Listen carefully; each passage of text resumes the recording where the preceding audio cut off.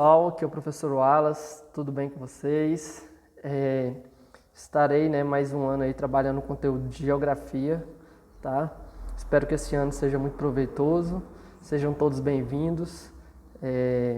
Sabemos, todos nós sabemos das dificuldades que enfrentamos, no ano de 2020, mas que esse ano seja muito proveitoso mesmo, que a gente consiga aprender muito, à medida que a gente vai passando as dificuldades, a gente vai superando, vai melhorando, e eu tenho certeza que com o esforço de cada um a gente vai conseguir aprender muito mesmo. Vamos lá. Fora isso, pessoal, então, desejo aí para vocês um ótimo ano letivo e vamos juntos aí em busca desse conhecimento de geografia, tá? Pessoal, para começar, eu vou estar fazendo para vocês aqui uma revisão de alguns conteúdos, que a gente estudou, é uma revisão rápida, na aula de hoje vai ficar em torno disso. Esses conteúdos, foram aqueles que a gente abordou ano passado, que dentre eles, que foram vários, dentre eles eu vou enfocar aqui 3 para vocês, que eles são de crucial importância para a gente dar prosseguimento nos conteúdos deste ano. Que aqui é referente à formação territorial do Brasil. Deixa eu pegar uma canetinha aqui, ó. Formação territorial do Brasil, regionalização do Brasil e industrialização brasileira. Eu vou falar um pouquinho de maneira sucinta, de maneira mais rápida, mas abordando praticamente um resumão geral aqui do que a gente aprendeu ano passado. Tá bom? Vamos lá. Vamos começar, deixa eu diminuir aqui que eu estou muito grande na tela aqui. Vamos começar falando um pouquinho sobre a formação territorial do Brasil. Para falar da formação territorial do Brasil, vamos entender um pouquinho do Brasil nos mapas, tá?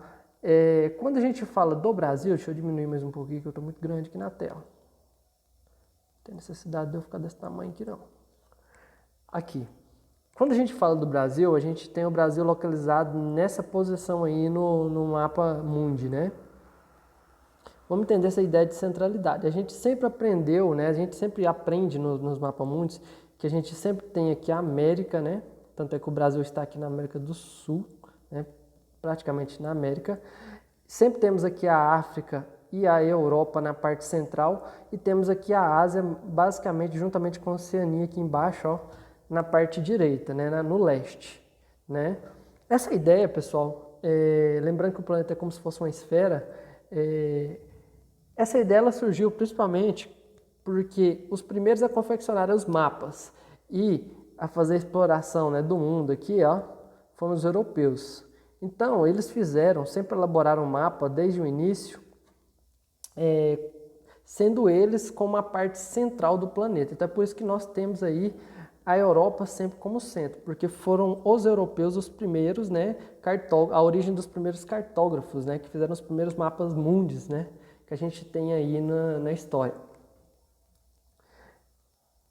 E esse mapa aqui, por exemplo, a gente observando esse mapa, a gente até poderia falar que o mapa está errado, mas não, esse mapa não está errado.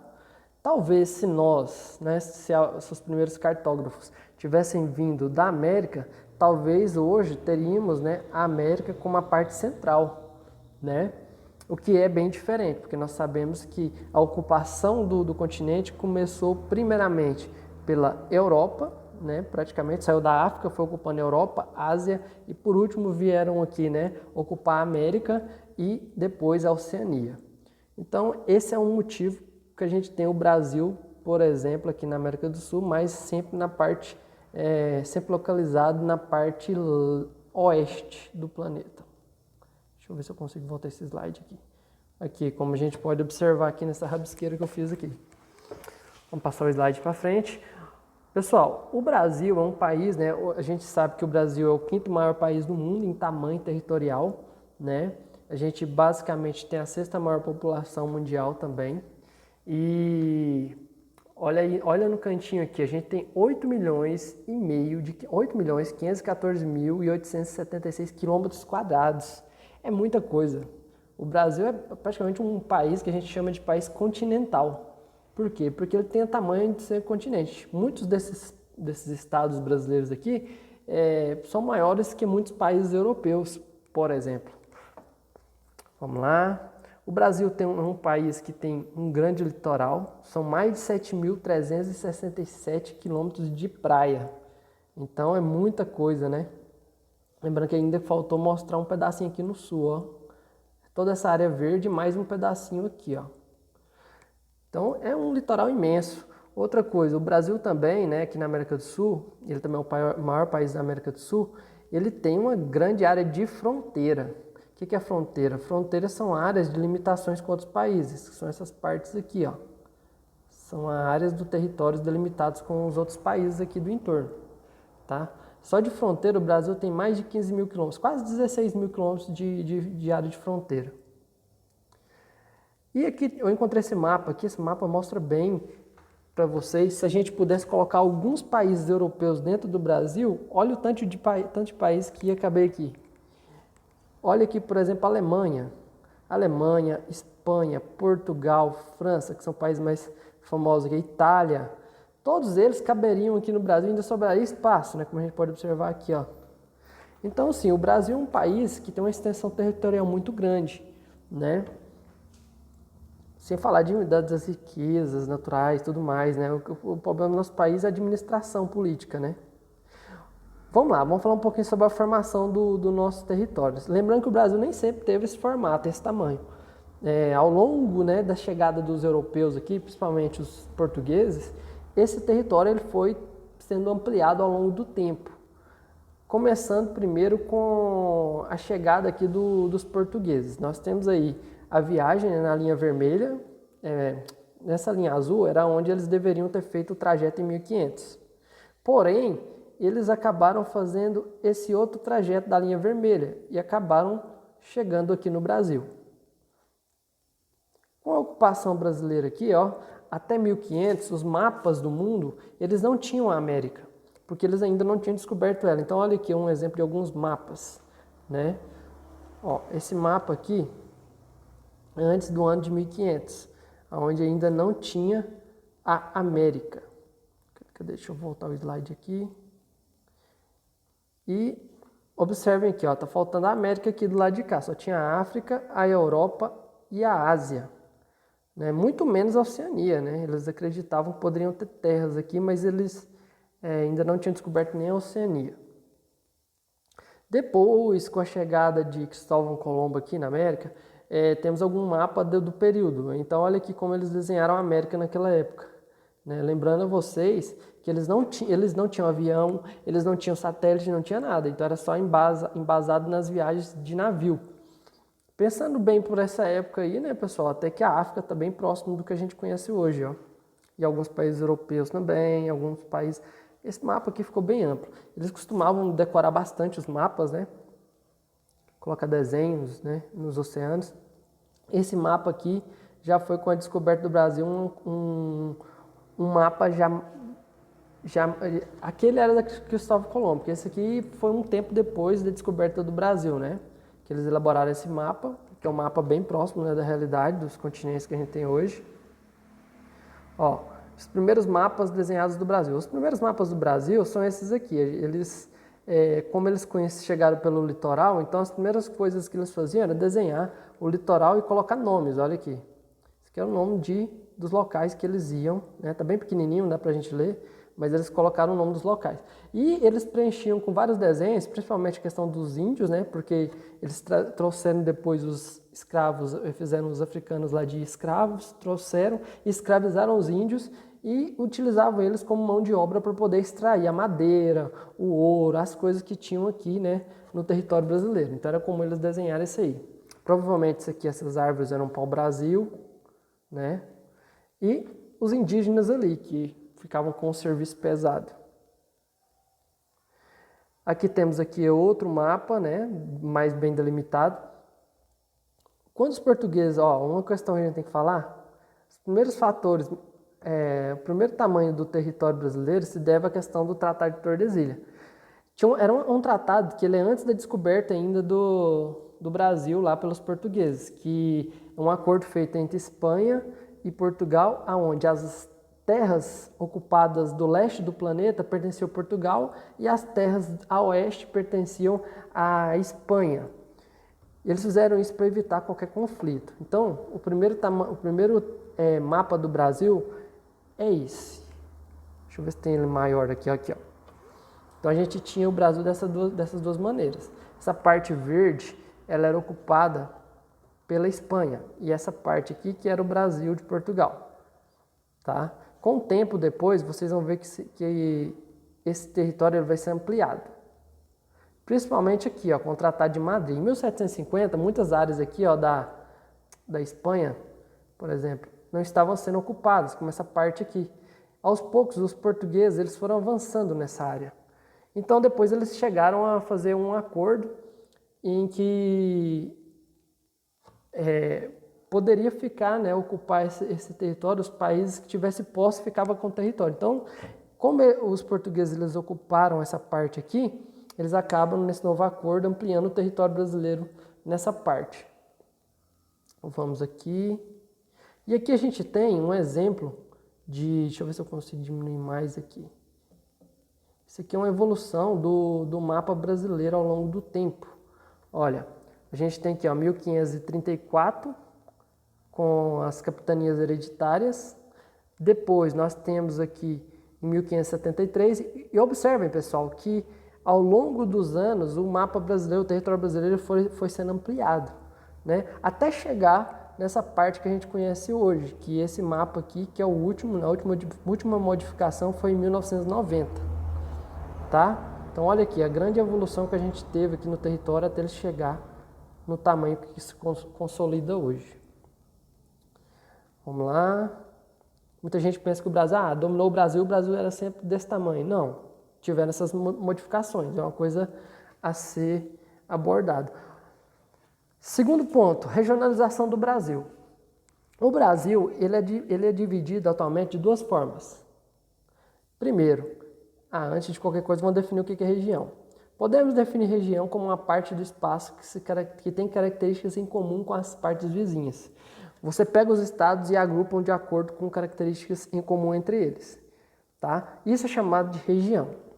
O processo de fazer a divisão ou agrupamento desses territórios, né, de acordo com as suas características em comum, a gente chama de regionalização. É o processo de transformar um lugar em região.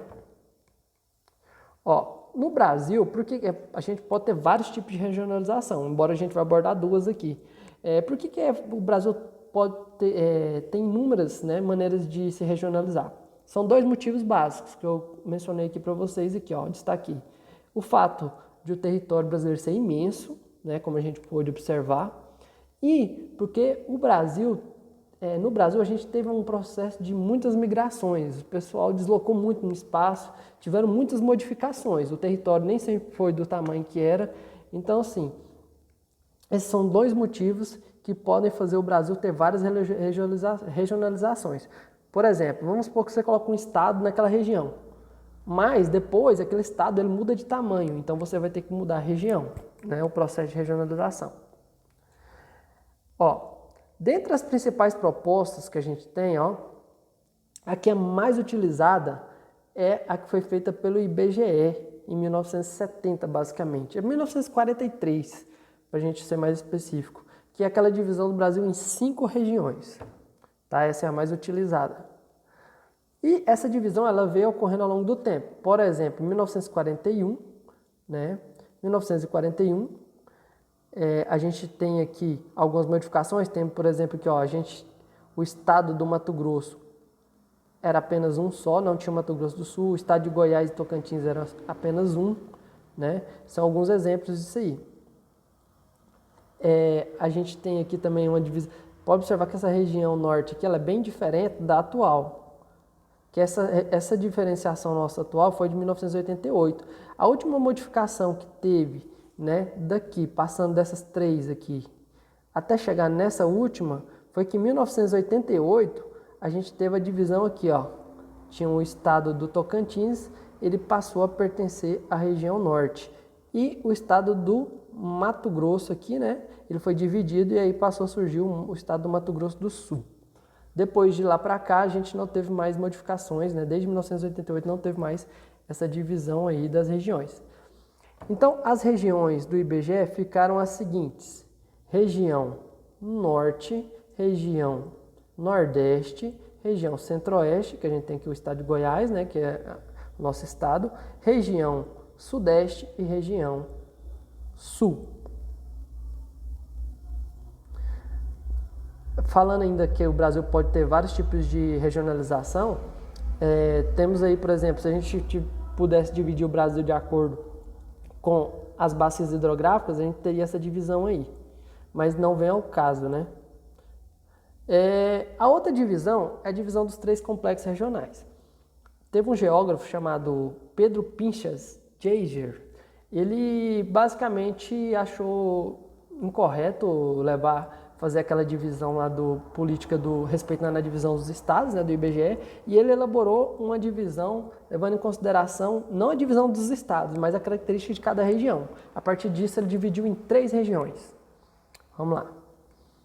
Amazônia, Nordeste e Centro-Sul. Deixa eu ver se tem um mapinha aqui. Nessa divisão, nós temos aqui a que foi elaborada por ele. Nesse critério aqui, a gente vê que essa divisão ela não respeita a limite dos estados. Por exemplo, aqui é o Mato Grosso. Vamos pegar um exemplo do Mato Grosso. O Mato Grosso aqui, antes, ele tinha uma divisão aqui, ó, ele pertencia ao Centro-Oeste. Agora, não, apenas uma parte do Mato Grosso, que é essa parte aqui de roxa que eu rabisquei, ela está na parte Centro-Sul. E a outra parte do Mato Grosso, ela faz parte da Amazônia. Por que uma diferenciação disso? Porque essa parte norte do Mato Grosso aqui, ela tem características mais semelhantes aos estados da Amazônia, Pará, sendo que a parte de baixo do Mato Grosso, ela tem características mais comuns com a de Goiás, né? É onde concentra a maior parte da população do Mato Grosso. Nessa divisão aqui feita pelo Pedro Pinchas Geiger, a gente pode dizer que os critérios que ele utilizou foi o fato de dizer que a gente tem uma região muito industrializada, que é a região Centro-Sul, que é essa parte lilás, uma área em industrialização, né? E uma área pouco industrializada, que seria a área da Amazônia. Tá? Então, usando esses critérios, ele dividiu essa região em 3. Essa nova forma de regionalizar tenta compreender as partes que compõem o Brasil em uma rígida ocupação com os limites dos estados. Tá, foi o que eu falei aqui. Então, nós podemos observar que ela não segue a divisão dos estados. Ela leva em consideração, por exemplo, olha aqui o Minas Gerais. Deixa eu voltar aqui e pegar a canetinha. Vamos pegar aqui o estado de Minas Gerais. A gente observa que uma parte aqui de Minas Gerais, principalmente essa parte norte de Minas Gerais, ela é muito semelhante às características da Bahia.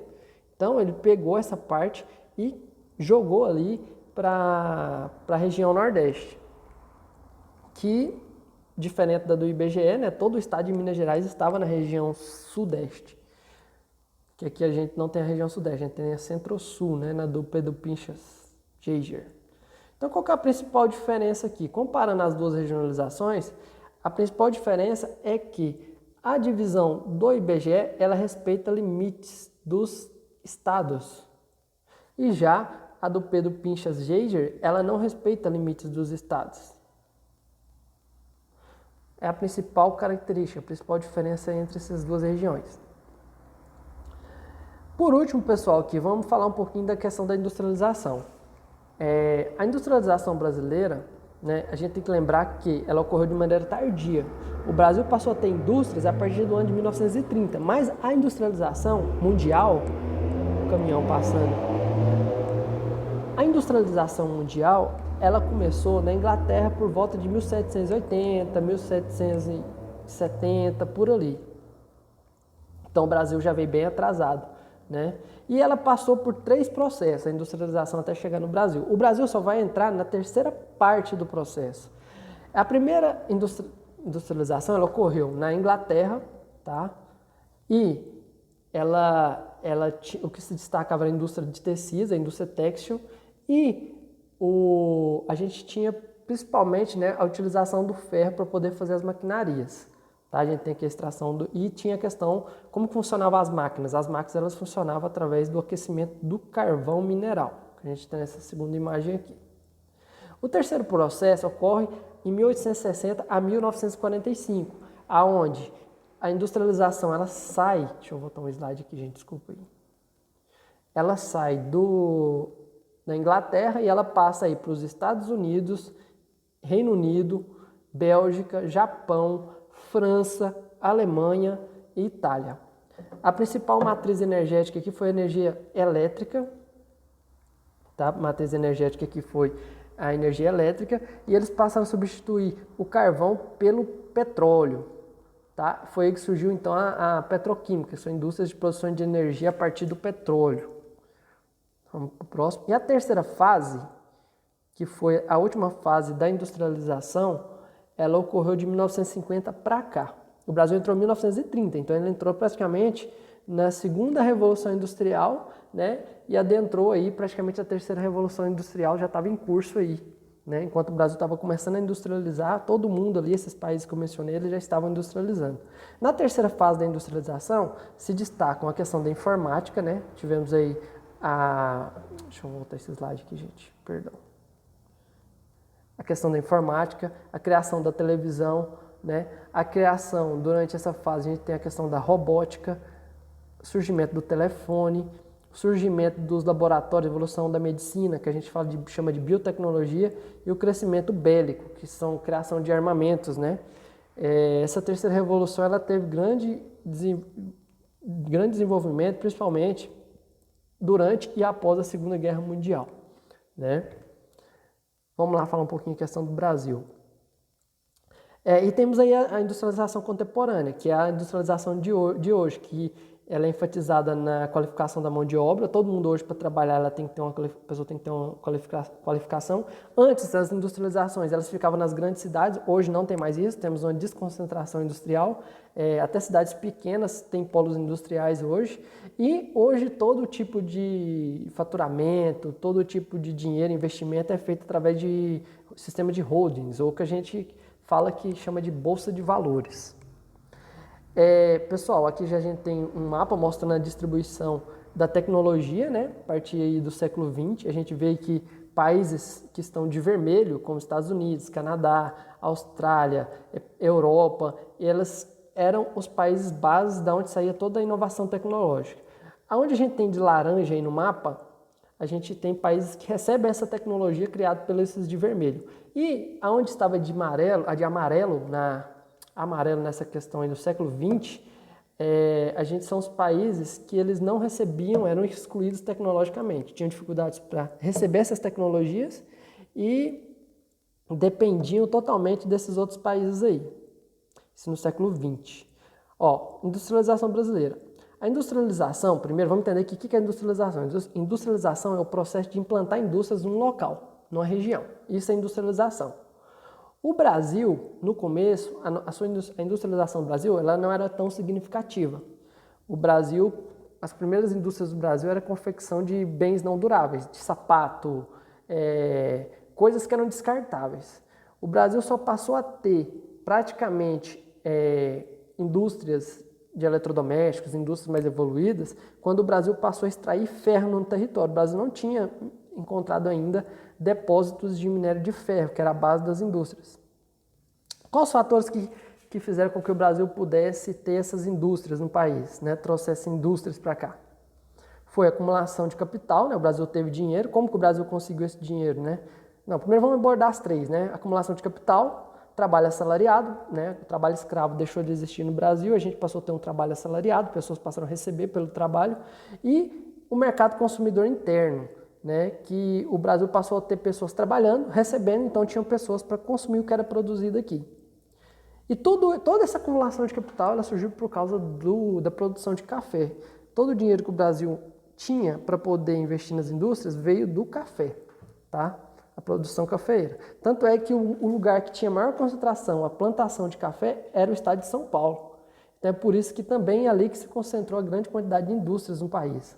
Observem aqui, ó, a região sudeste, que é onde tinha a maior concentração de café, produção de café, justamente se tornou a região, aqui, ó, principalmente essa região sudeste, olha aqui São Paulo, onde vocês estão vendo aí mais escuro, essas bolinhas verdes, é a maior concentração de indústrias. Então, justamente ali se tornou um polo industrial, essa região.